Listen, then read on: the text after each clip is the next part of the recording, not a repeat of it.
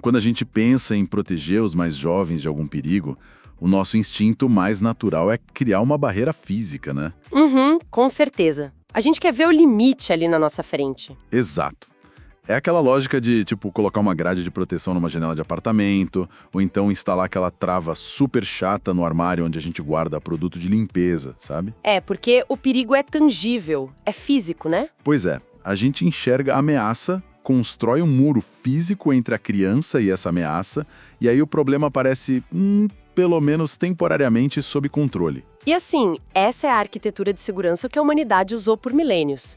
O limite físico traz um conforto psicológico enorme para os adultos, simplesmente porque é algo que pode ser monitorado a olho nu. Você olha e vê se está trancado. Exatamente. Se a porta está trancada, a criança está segura.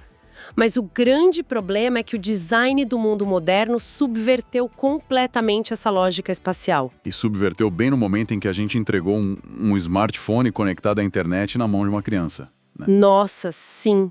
Ali tudo mudou. De repente, aquela janela alta sem grade, aquele armário de produto químico, eles estão totalmente abertos e estão dentro do quarto, debaixo da coberta, a um toque de distância. E durante muito tempo a internet funcionou como um verdadeiro, velho oeste mesmo para o público infanto-juvenil. Uma terra sem lei, sem o xerife, sem regras de construção seguras e principalmente com toda a responsabilidade de policiar essa fronteira, caindo inteiramente no colo das famílias. Famílias que muitas vezes nem entendem a tecnologia que estão tentando controlar. Exato, é uma carga muito pesada e injusta, na verdade. Com certeza. Mas a arquitetura dessa rede, e é por isso que estamos aqui hoje, acaba de sofrer um abalo sísmico.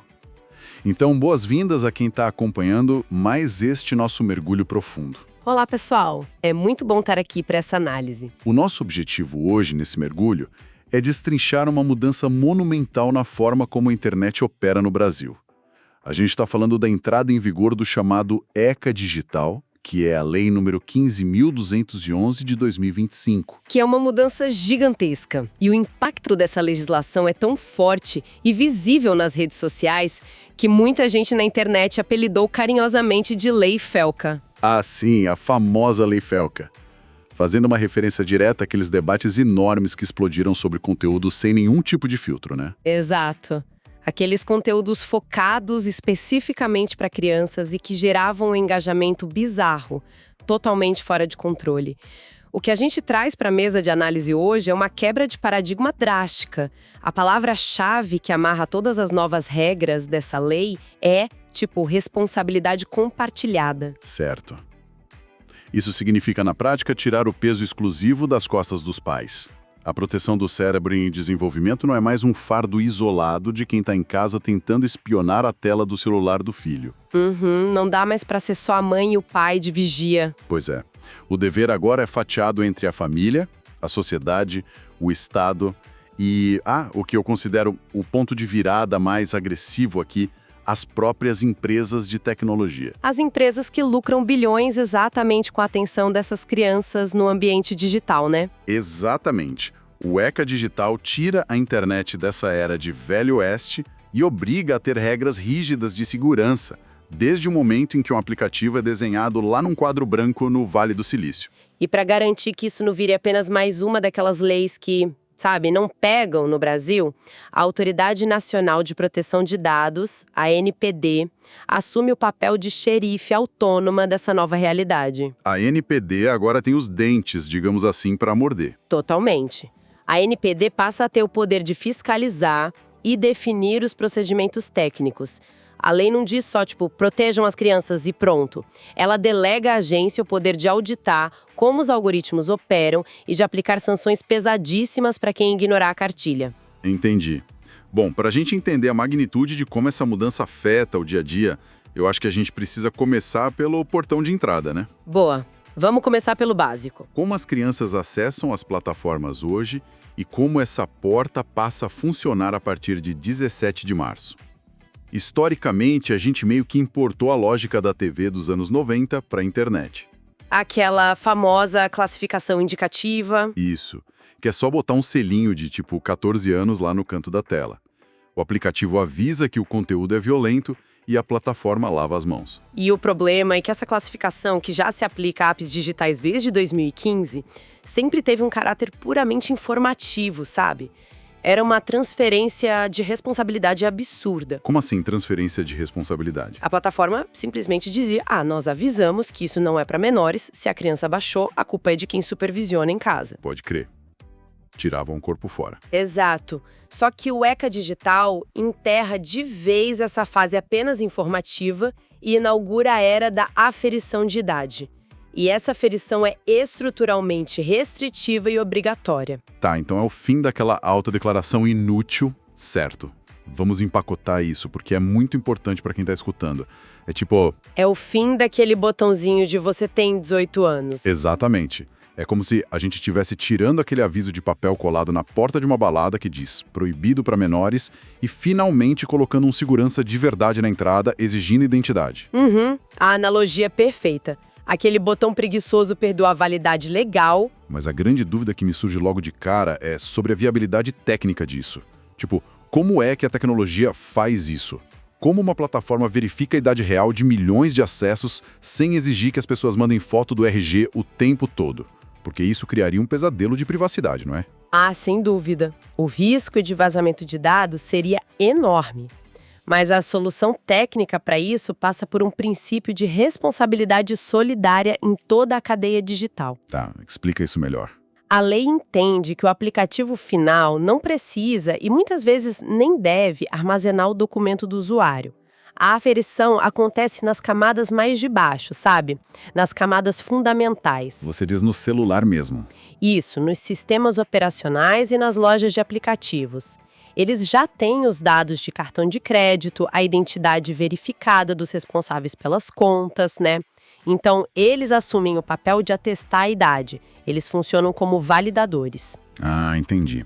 Então a loja de aplicativos age tipo um despachante de confiança. O aplicativo pede para a pessoa entrar e a loja só responde com um sinal verde ou vermelho. Exato, sem entregar o nome e o CPF do usuário para um desenvolvedor de joguinho lá do outro lado do mundo que ninguém conhece. Sensacional essa sacada. É muito engenhoso. A tecnologia usa o que a gente chama de prova de conhecimento zero. A plataforma recebe a confirmação de que o usuário atende ao requisito de idade, mas não encosta nos dados sensíveis. Fica tudo blindado. Tudo blindado.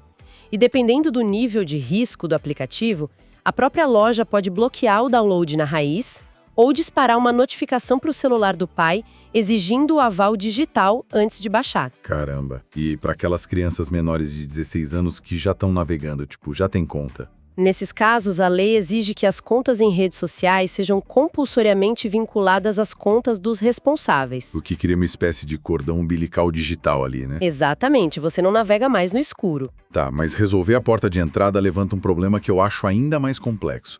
Digamos que o adolescente passou pelo segurança. Certo, entrou na balada. Entrou, ele tem, sei lá, 14 anos, entrou numa rede social permitida para a idade dele, com a conta vinculada aos pais, tudo certinho. O que acontece com a arquitetura desse lugar quando ele já está lá dentro? Essa é a pergunta de $1 milhão. Pois é, porque o modelo de negócio da internet inteira é baseado na economia da atenção, né? Tudo lá dentro é construído milimetricamente para reter o usuário pelo máximo de tempo possível. Sim, e o texto da lei ataca diretamente o coração desse modelo de negócios. O foco vai todo para o design viciante dos aplicativos. E como eles fazem isso? Pela primeira vez, a lei reconhece que as funcionalidades não são neutras. Elas são projetadas com base em psicologia comportamental pesada para prender atenção. E o cérebro de uma criança, que ainda está com o córtex pré-frontal em desenvolvimento, não tem o freio inibitório para resistir a isso. É uma luta desleal, né? Totalmente. Por isso, o ECA Digital proíbe expressamente as famosas Dark Patterns, que são os padrões obscuros de design. Para quem está acompanhando a gente visualizar isso melhor, as Dark Patterns seriam um equivalente a tipo um supermercado que coloca os doces mais açucarados bem na altura dos olhos de uma criança na fila do caixa. Aquela velha tática. Só que no ambiente digital isso rola numa escala infinita e totalmente personalizada. São aqueles labirintos digitais. Nossa, sim. Se um usuário tenta deletar uma conta, o sistema joga ele num ciclo infinito de perguntas, esconde o botão, deixa tudo cinza. Aqueles alertas de, ai, tem certeza que quer perder todos os seus amigos, até a pessoa desistir de apagar a conta por pura exaustão. Pois é, e a lei vai além de proibir só essa dificuldade de saída. Ela proíbe a manipulação para a pessoa permanecer no app. Por exemplo, notificações de urgência fabricadas passam a ser infrações graves. Espera, me dá um exemplo real disso. Sabe aqueles alertas vermelhos pipocando na tela dizendo «Seu amigo está esperando por você agora» ou «Você vai perder sua ofensiva de 10 dias se não entrar nos próximos 5 minutos». Nossa, sim. O terror das ofensivas. Isso gera uma ansiedade gigante. Exato. Isso é o uso deliberado da ansiedade como ferramenta de retenção. Explorar essas emoções para manter a criança engajada contra o próprio interesse de saúde mental dela agora é ilegal. Ponto. Cara, isso é revolucionário. E esconder controle de privacidade ou usar linguagem confusa para roubar dado, isso também entra na roda? Também entra. É tudo proibido se o alvo for criança. E tem outro pilar financeiro que desmorona para essas plataformas, que é a proibição do perfilamento comercial de menores. Ah, o perfilamento, sim. Acabou a espionagem. Porque até ontem, as empresas podiam rastrear cada milissegundo que um adolescente passava olhando para, sei lá, um vídeo de um tênis. Aí eles cruzavam isso com as curtidas dele e montavam um perfil psicológico bizarramente preciso. E usavam isso para bombardear o menino com publicidade hiperdirecionada. Exato. A nova regra diz que essa espionagem comercial em cima de menor de idade acabou. Mas olha, tem uma área específica onde essa manipulação psicológica atinge níveis industriais. E eu quero focar nisso com você agora. Os jogos eletrônicos. Ah, os games. Aqui a lei pega muito pesado. Pois é. Aqui é onde a coisa fica muito interessante. Eles não estão proibindo o videogame em si. Eles estão proibindo o truque psicológico. As famosas loot boxes, aquelas caixas de recompensa, são basicamente tratadas pela lei como um cassino disfarçado de joguinho infantil. Sim, é exatamente isso. As loot boxes são, sem exagero nenhum, a transposição digital daquelas máquinas caça-níqueis de bar, mas para dentro do quarto das crianças. A mecânica é idêntica. O jogador paga para girar o roleta. Isso, ele paga com dinheiro real ou aquela moedinha virtual do jogo para abrir uma caixa super luminosa, cheia de barulhinhos, sem saber o que vai ganhar. Pode ser uma espada super rara para o personagem ou pode ser algo inútil. É a imprevisibilidade que gera o vício, né? Exatamente, é o que mantém a criança ali. Isso é o conceito clássico de reforço de razão variável na psicologia. O cérebro libera uma quantidade massiva de dopamina, mas não na hora que ganha o prêmio. A dopamina vem na antecipação, enquanto a caixa está lá girando na tela. Perfeito. O jogo literalmente treina o cérebro da criança a buscar essa roleta russa de estímulos. E ao enquadrar essas loot boxes como uma simulação de jogos de azar, a lei basicamente expulsa o cassino do playground. É proibido e acabou. Expressamente vedadas para crianças e adolescentes. O desenvolvedor do jogo vai ter que se adaptar à nossa lei. Mas isso não bane o jogo do Brasil. Não bane o jogo, mas obriga as empresas a oferecerem versões sem essa funcionalidade para menores. Se o jogador não comprovar que tem mais de 18 anos por aquele sistema robusto que a gente falou antes... Aquele do segurança na porta. Isso. Se não passar ali, o botão de comprar caixa simplesmente não pode existir na tela. Ou tem que estar desativado. Fantástico. E eu vi que também tem regra para chat em jogo, né? Tem sim. Qualquer jogo que permita interação por voz ou por texto entre jogadores agora carrega a obrigação de fornecer moderação em tempo real e tem que ter ferramentas rigorosas de controle parental, justamente para blindar os menores contra contatos predatórios. E essa menção a contatos predatórios que você fez serve de ponte perfeita para o lado mais sombrio do nosso mergulho de hoje. É a parte mais difícil de encarar, mas super necessária. Porque a gente cobriu aqui a manipulação comercial, cobriu o sequestro da atenção, o design viciante, mas a internet também é, infelizmente, o principal vetor para crimes muito reais e físicos. Abuso, exploração, aliciamento. O pior cenário possível. Exato. E quando a gente olha para a arquitetura de segurança que a lei traz contra esse pior cenário da rede, a mudança de postura é bem agressiva, não é? Muito agressiva. A mudança basicamente substitui a burocracia pela ação imediata. Estabeleceram uma política de tolerância zero. Como funciona essa tolerância zero na prática? As plataformas que operam aqui no Brasil agora têm a obrigação inegociável de remover e reportar na mesma hora qualquer conteúdo detectado que envolva exploração, abuso sexual, sequestro, essas coisas. E a grande ruptura é a remoção da barreira judicial. Ah, isso é gigante. Porque no modelo anterior, muitas plataformas usavam a desculpa da liberdade de expressão ou da privacidade de dados para dizer a gente só tira isso do ar se um juiz mandar. O que é um absurdo em casos de crimes hediondos, né? É uma lentidão imperdoável. Cada minuto que um conteúdo de abuso infantil passa no ar, multiplica o trauma da vítima exponencialmente. A lei agora diz que não precisa mais esperar o papel timbrado do tribunal para apagar um crime que está acontecendo ali na frente deles. Exatamente. O crime tá ali, tem que ser derrubado. E, para complementar isso, o Brasil finalmente resolveu um gargalo de infraestrutura enorme, criando o Centro Nacional de Proteção à Criança e ao Adolescente. Que é operado pela Polícia Federal, certo? Isso. Porque, para quem não sabe, antes da criação desse centro, o fluxo de denúncias era uma verdadeira volta ao mundo. Como assim uma volta ao mundo? Olha só, uma plataforma no Brasil identificava um crime contra uma criança brasileira. Sabe o que eles faziam? O quê? Eles enviavam o relatório para uma ONG lá nos Estados Unidos, o NCMEC. Aí o pessoal do NCMEC analisava isso lá fora e só então eles despachavam a informação de volta para o Brasil para as nossas autoridades. Caramba, que volta inútil. Pois é. O novo Centro Nacional da Polícia Federal acaba com isso.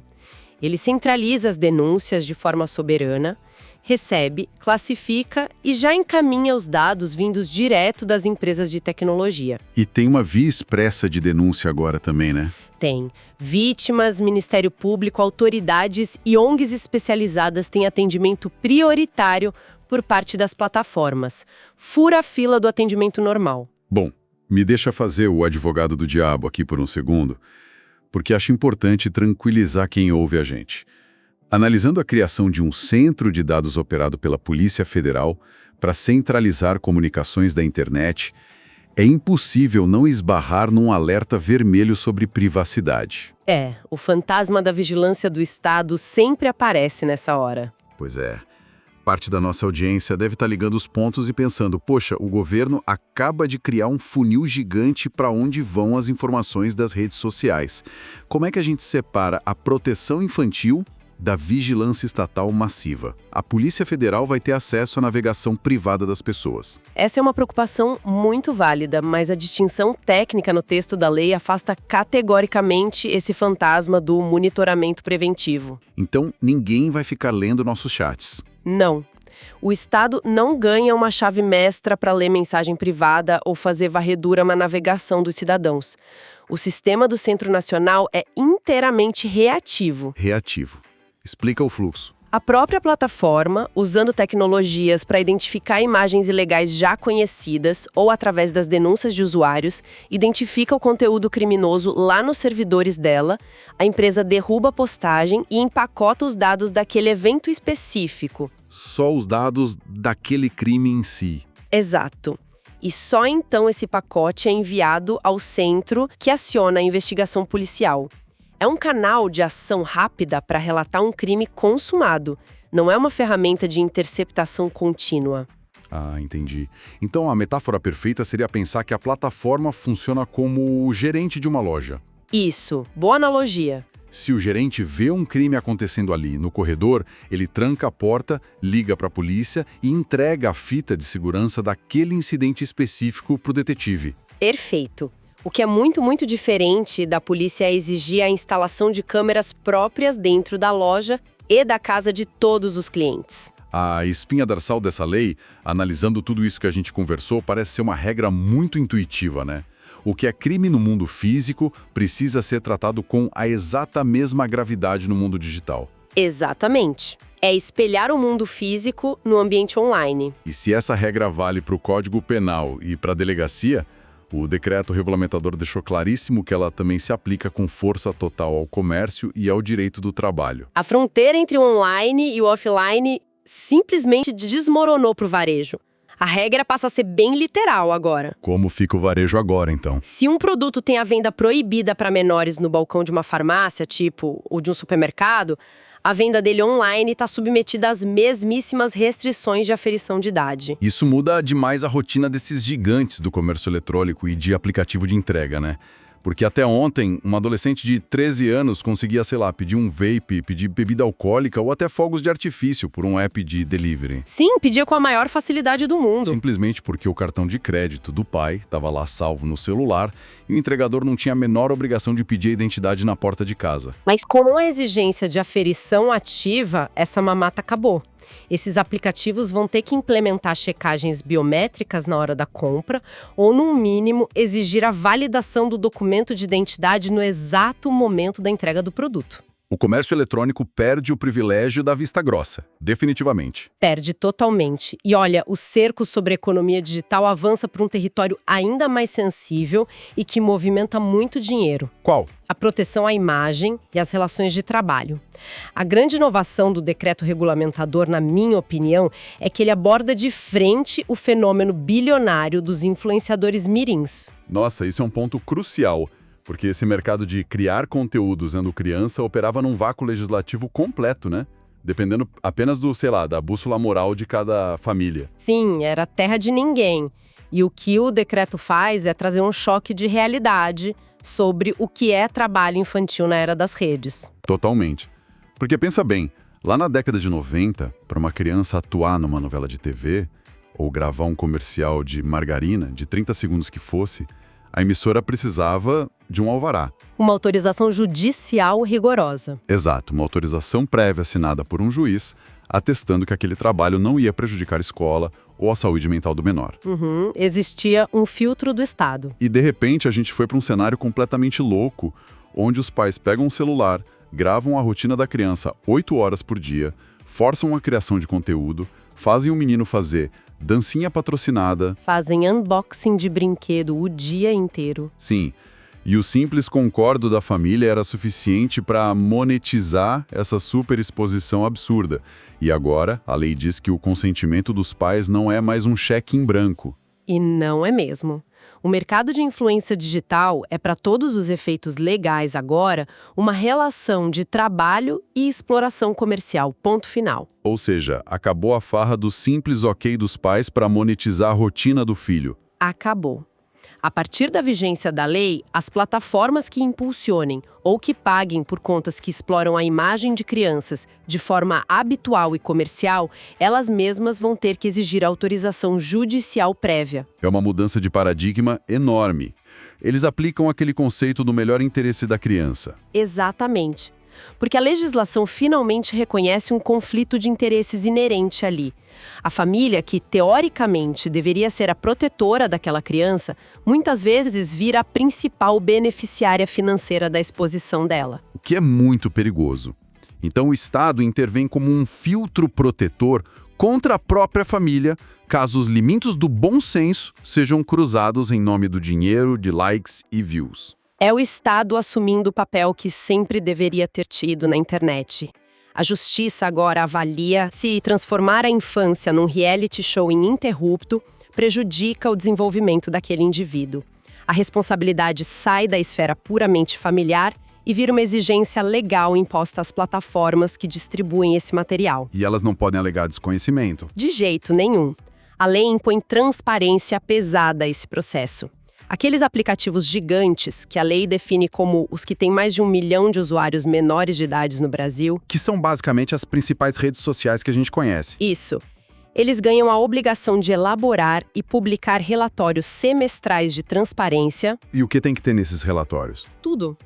A sociedade e as autoridades passam a ter o direito de auditar quem essas empresas estão pagando, como o algoritmo impulsiona o conteúdo infantil, quais medidas de mitigação de risco estão ativas. E não para por aí. Tem mais. Tem a obrigatoriedade de manter um representante legal estabelecido aqui no Brasil para responder judicialmente. Isso completa a rede de responsabilização. O ecossistema não pode mais, se esconder atrás de uma sede internacional intocável, sabe? Maravilhoso.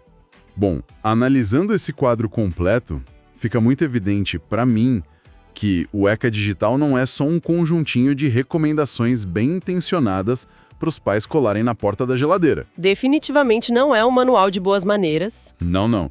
É uma reformulação bruta da própria arquitetura da internet no Brasil. Uma reconstrução desde os alicerces. São daquele design manipulativo e dos labirintos de excluir conta, do fim da publicidade focada no perfil da criança, da criação de um canal direto de denúncia de crimes hediondos lá com a Polícia Federal. E da aplicação das leis de trabalho infantil para a gigantesca economia dos influenciadores, né? Exato. A internet, no fundo, está sendo encurralada pela legislação e forçada a amadurecer na marra para poder abrigar os mais jovens com o mínimo de segurança. É o impacto regulatório tentando corrigir décadas de um desenvolvimento tecnológico que foi bem negligente, para ser honesta. Com certeza. E, se você me permite propor uma reflexão final, para quem escuta a gente e está tentando processar a escala de todas essas mudanças nas suas próprias telas de celular hoje, Manda a reflexão, por favor. se finalmente, tanto como sociedade quanto como Estado, a gente reconheceu formalmente que os algoritmos de engajamento infinito, aquelas notificações de falsa urgência, o perfilamento comercial implacável e as dark patterns, se tudo isso é tão poderoso, tão nocivo e manipulador que o governo precisou intervir com o peso de uma lei federal para salvar os cérebros em desenvolvimento das crianças, Certo. quanto tempo vai levar até a gente perceber que nós, os adultos, talvez também precisemos de proteção contra essas exatas mesmas táticas de hackeamento da nossa atenção? Nossa, uau. É um questionamento que muda completamente a perspectiva de tudo que a gente discutiu hoje aqui. Pois é, a gente acha que é imune, mas não é. Aquela analogia lá do começo, da janela sem grade e do armário destrancado, elas parecem até fáceis de resolver se você comparar com o desafio que é lidar com o próprio algoritmo na nossa cabeça de adulto, né? É a gente contra as mentes mais brilhantes do Vale do Silício. Exatamente. Bom, eu deixo aqui um agradecimento enorme a quem reservou seu tempo para mergulhar nesse tema complexo junto com a gente hoje. Foi um prazer, pessoal. Muito obrigada pela companhia de sempre. Nos próximos meses, o convite que fica para quem está escutando é observar na prática, ali nas suas telas, nos seus hábitos diários, os impactos e os atritos que o ECA Digital com certeza vai gerar nesse mercado todo. Um abraço e até a próxima análise.